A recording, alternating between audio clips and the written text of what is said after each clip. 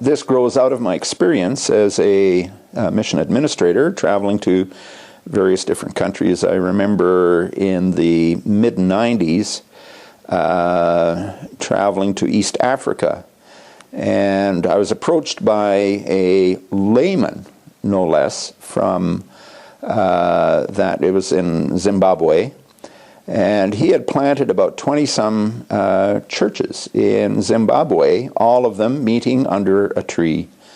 And he had developed all of this in a period of less than 5 years, 23 churches in 5 years. And I thought to myself, my goodness, 23 churches in 5 years, none of which have buildings, all meeting under a tree. That would mean that this population must be fairly open to the gospel. Now, there are many other factors in that context that, obviously had shortcomings. But then I went to, I sat down with a missionary with another mission, because we had nobody in that country at that time, and I asked him, how's it going? And he said, well, I've been here for 5 years, and I've led one person to Christ, and it really wasn't me that led him to Christ. God brought him to me after a dream. So you begin to ask yourself, why are some populations so antagonistic to the best news in all the world?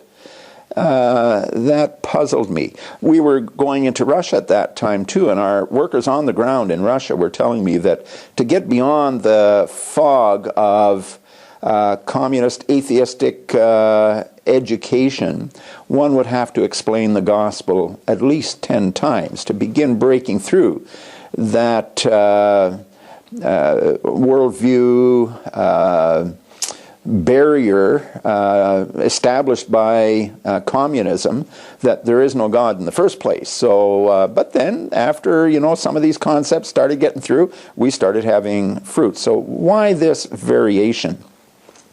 So I began looking at resistance to the gospel and receptivity, and I realized that there was really only one way of measuring this in missiological journals, and that was -5 to +5. +5 was where the church grows rapidly. That is a receptive population.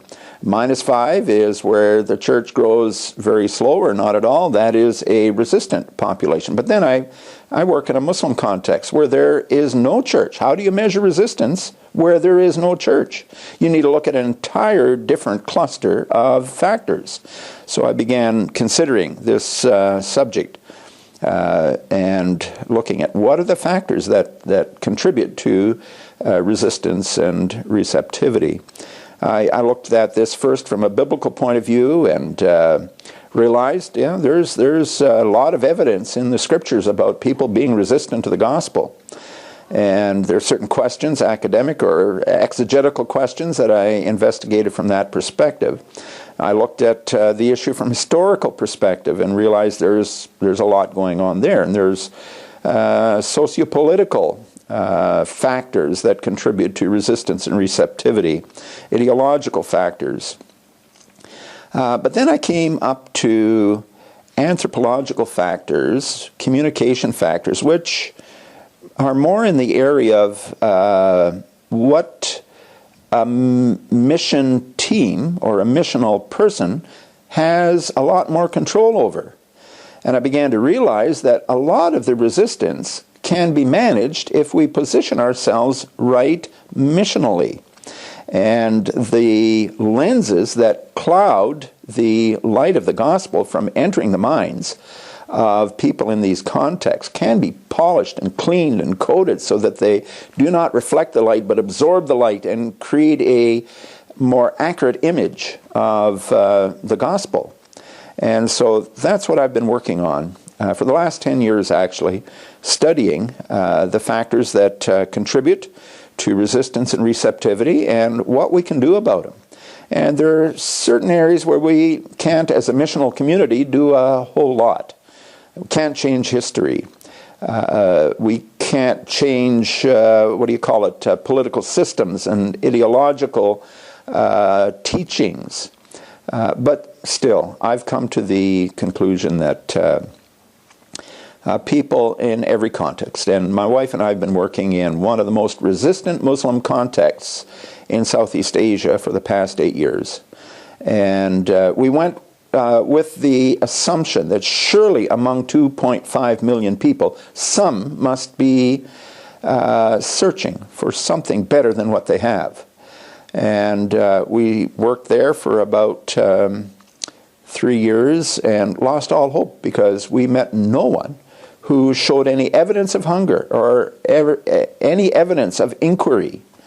And then through a crisis of faith in my own heart and a pursuit of God to answer this question for me, we began seeing that, yes, you scratch beneath the surface, and indeed, there is hunger even in the most resistant parts of the world.